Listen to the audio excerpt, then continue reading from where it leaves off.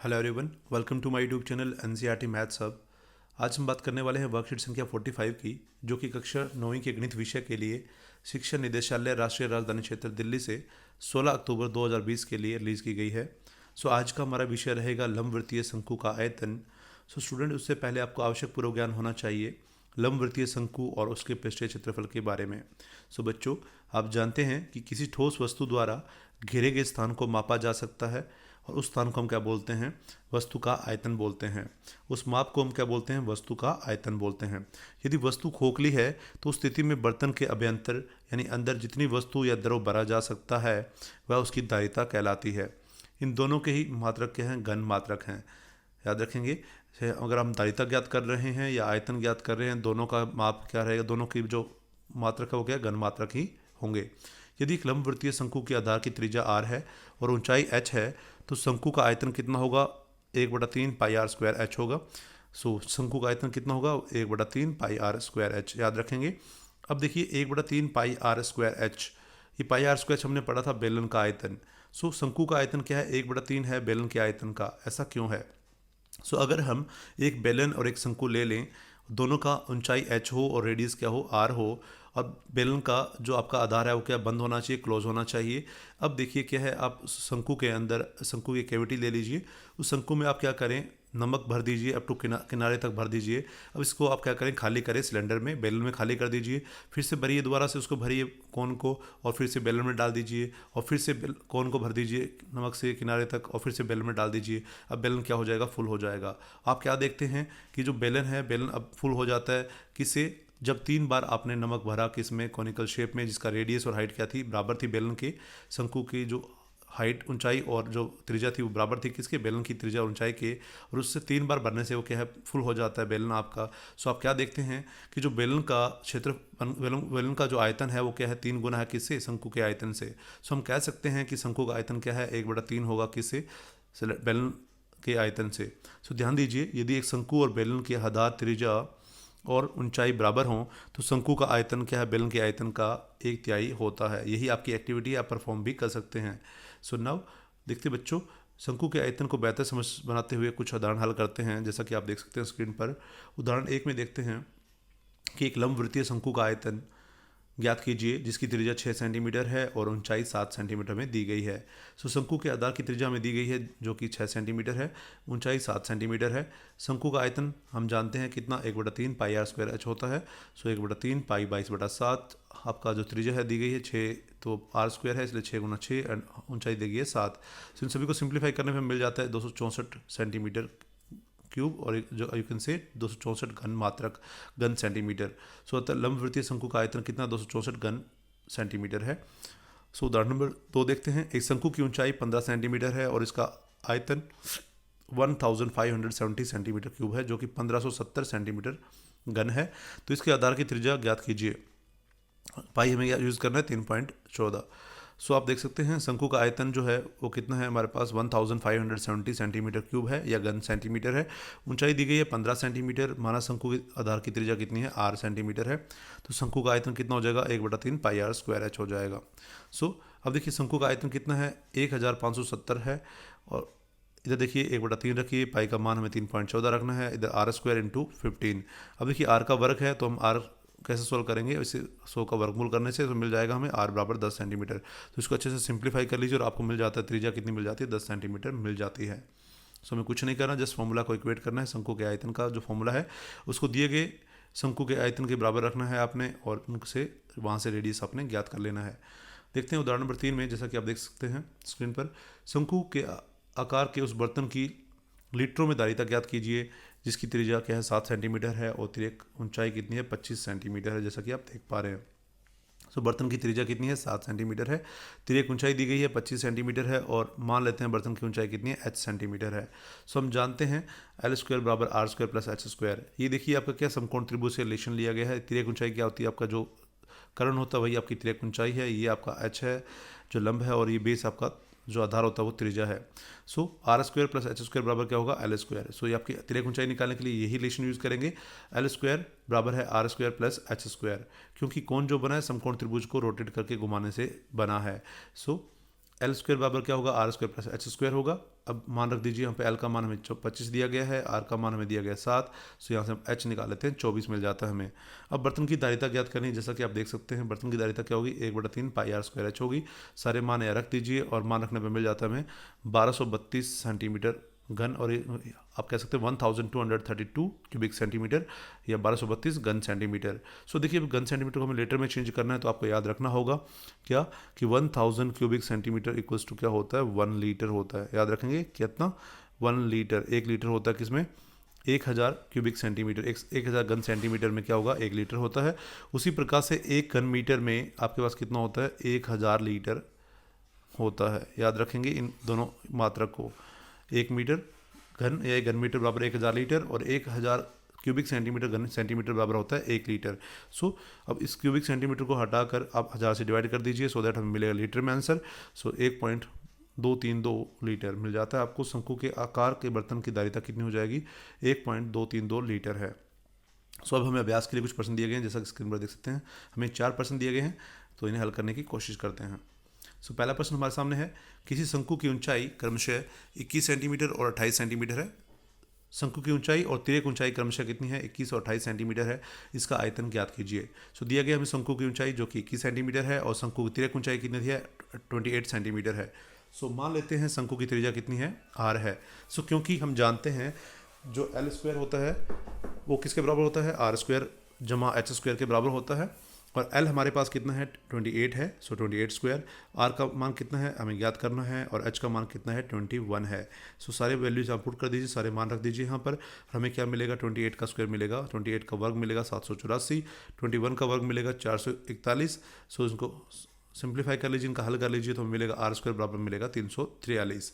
सो R का मिल जाएगा, ये वर्ग से इधर आके वर्गमूल बन जाएगा, सो वर्गमूल 343। सो इनका हल करते हैं तो मिलेगा 7 वर्गमूल 7 सेंटीमीटर। सो मिल जाता है हमें आर, त्रिज्या मिल जाती है। अब शंकु का आयतन, और शंकु का आयतन कितना होता है, 1/3 पाई आर स्क्वायर एच।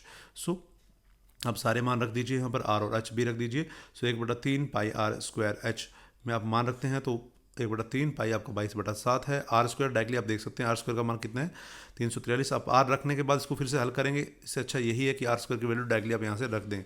सो हमें कितना हमारे पास 343 है, और एच कितना हमारे पास 21 है।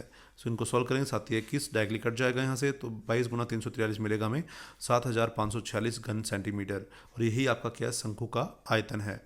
सो अब देखते हैं प्रश्न नंबर 2। एक लंबवर्तीय शंकु का आयतन 9556 सेंटीमीटर घन है या घन सेंटीमीटर है।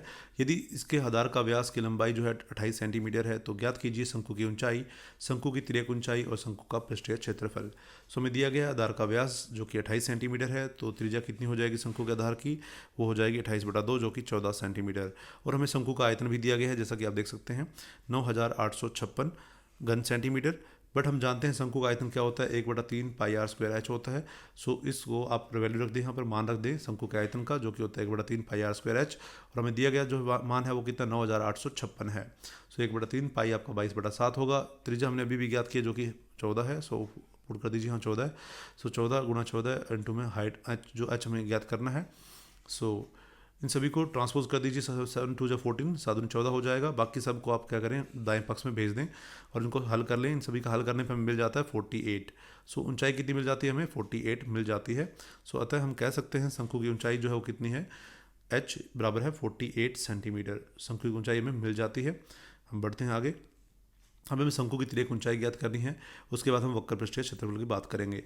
शंकु की तिर्यक ऊंचाई आपको जानते हैं सभी कि हम फॉर्मूला क्या जानते हैं, आर एल स्क्वायर बराबर क्या होता है, R square plus H square होता है। सो एल किसके बराबर हो जाएगा, अंडर द रूट यानी वर्गमूल के अंदर आ जाएगा, R square plus H square. So हमने फॉर्मूला वही यूज़ किया है। एल बराबर क्या होगा, वर्गमूल R square plus H square. So R का मान रख दीजिए यहाँ पर जो कि 14 दिया गया है। एच अभी भी हमने ज्ञात किया ऊंचाई जो कि 48 है। सो 14 का वर्ग 196 होता है, 48 का वर्ग होता है 2304 जो कि 2304 होता है, और एक आप कह सकते हैं 2304 भी कह सकते हैं। इन दोनों को जोड़ने पर मिल जाता है 2500, और 2500 वर्गमूल कितना होता है, 50 होता है। सो हमें 50 सेंटीमीटर मिल जाती है शंकु की तिर्यक ऊंचाई। सो शंकु की तिर्यक ऊंचाई कितनी है, 50 सेंटीमीटर। सो अब देखते हैं शंकु का वक्र पृष्ठीय क्षेत्रफल जो कि होता है पाई आर एल। वर्ग मात्रक। पाई कितना हमारे पास 22/7, त्रिज्या कितनी हमारे पास 14 और एल कितना मिला हमें 50। 7 दूनी 14, 50 दूनी 100 और 100 को 22 से गुना करेंगे तो मिलेगा 2200। 2200 घन सेंटीमीटर मिल जाता है वक्र पृष्ठीय क्षेत्रफल। याद रखेंगे क्या है, पाई आर एल आपका वर्ग मात्रक क्या है, शंकु का पृष्ठीय क्षेत्रफल है। अब देखते हैं प्रश्न नंबर 3। गेहूं की एक ढेरी 10.5 मीटर व्यास और ऊंचाई 3 मीटर वाले एक शंकु के आकार की है। इसका आयतन ज्ञात कीजिए। इस डेयरी को वर्षा से बचाने के लिए कैनवस मतलब त्रिपाल से ढका गया है और वांछित कैनवस का क्षेत्रफल हमें ज्ञात करना है। दिया है हमें गेहूं की ढेरी का व्यास जो कि 10.5 मीटर है और गेहूं की ढेरी की त्रिज्या कितनी हो जाएगी, इसकी आधी हो जाएगी व्यास की, जो कि होगी 10.5/2। अब दशमलव कटाकर आप 10 नीचे हर में लगा सकते हैं। हमें मिलेगा 105/20। इसको सिंप्लीफाई करते हैं तो हमें मिलता है 21/4 मीटर। ये त्रिज्या मिल जाती है हमें गेहूं की ढेरी की। और गेहूं की ढेरी की ऊंचाई में दी गई है 3 मीटर। अब गेहूं की ढेरी का आयतन कितना हो जाएगा, 1/3 पाई आर स्क्वायर एच होता है घन मात्रक। 1/3 पाई आपका 22/7 है। आर आपने ज्ञात कर लिया 21/4 क्योंकि आर वर्ग है और एच हमें दिया गया 3 मीटर। ये क्या बन जाएगा, मीटर घन मीटर बन जाएगा। इसको सिंप्लीफाई करने में मिलेगा हमें 33 × 21/8 और इसको फर्दर हम सिंप्लीफाई गुना करते हैं दोनों को तो मिलता है 693/8 और इसको हल करने पर भाग करने में मिलता है हमें 86.625 मीटर क्यूब, या आप कह सकते हैं घन metre. 86.625 cubic metre will be the ढेरी का आयतन। क्या बनेगा, गेहूं की ढेरी का आयतन कितना होगा, 86.625 घन मीटर। नाउ शंकु की तिर्यक ऊंचाई। शंकु की तिर्यक ऊंचाई क्या होगी, L √r² + h²। क्योंकि हमने एक रिलेशन पढ़ा क्या था हमने, L² बराबर क्या होता है, r² + h² होता है। L क्या किसके बराबर होगा, r² + h² और आप कह सकते हैं वर्गमूल के अंदर होगा। दैट r का मान रखेंगे 21/4, h का मान कितना है 3। 21/4 का वर्ग करेंगे तो हमें मिलेगा 441/16 और 3 का वर्ग करेंगे तो 9 मिल जाएगा। 441 जमा 144, इनका एलसीएम ले लीजिए, लघुत्तम सामर्थ्य ले लीजिए तो हमें मिलेगा 441 जमा 144/16। 16 का वर्गमूल कितना होता है, 4 होता है। इन दोनों को जोड़ने में मिलता है हमें 585। अब जो आपकी भाग विधि द्वारा वर्गमूल ज्ञात करते हैं 585 का, हमें कितना मिलेगा, हमें मिल जाता है 24.19 बटा में कितना है 4 है। 24.19 को आप भाग कर लीजिए 4 से, हमें मिलेगा 6.05, 6.05 मिलेगा, जो भी लगभग वैल्यू होगी हमारी किसकी, शंकु की तिर्यक ऊंचाई की। हमें क्या चाहिए, वांछित क्षेत्रफल चाहिए किसका, कैनवस का, जो कि त्रिपाल से ढकना है। अब वांछित कैनवस का क्षेत्रफल कितना है, पाई आर एल होगा। पाई आपका 22/7 है, रेडियस आपके पास 21/4 है और आपका जो एल अभी ज्ञात किया आपने तिर्यक ऊंचाई वो कितना है 6.05 लगभग है, मीटर के लगभग है। अब देखिए पाई हमारा 22/7 है, पाई आर हमने पुट कर दिया, एल भी पुट कर दिया। इन दोनों को सिंप्लीफाई कर लीजिए जैसा कि आप देख सकते हैं। 7 3 21, 7 21 हो जाएगा, 11 33 एंड गुना में क्या है 6.05। इन दोनों को गुना करेंगे मिलेगा 199.65 बटा में 2 है। फिर से इसको भाग करेंगे तो मिलता है हमें 99.825 metre square.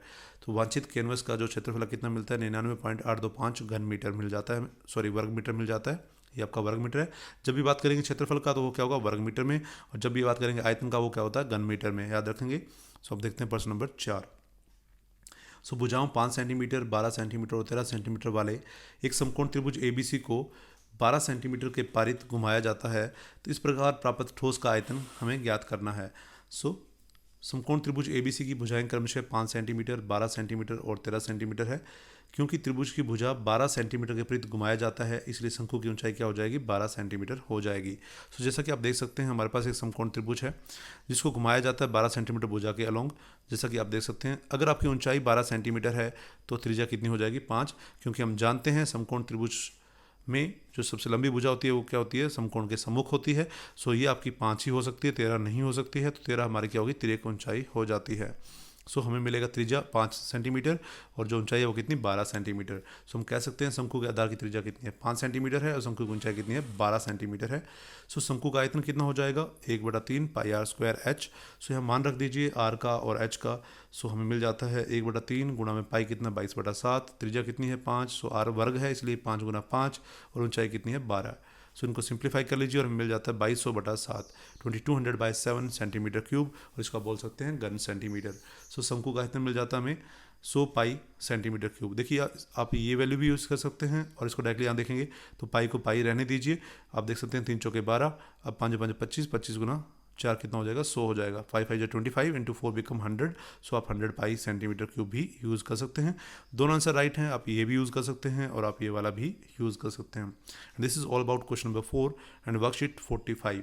So if you learn from this video, then please do subscribe my channel and share this video as much as you can. Thanks for watching.